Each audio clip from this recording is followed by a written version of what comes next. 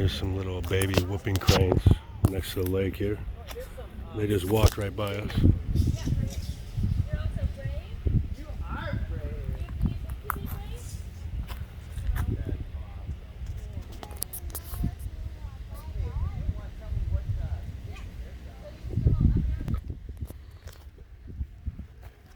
Hey everybody, Travis Holzem with the Food Force Abundance.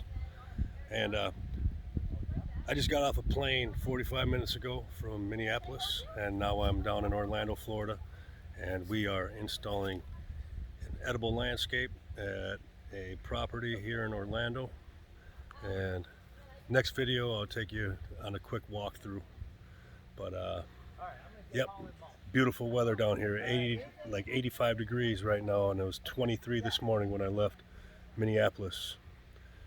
Anyway, have a great day. See ya.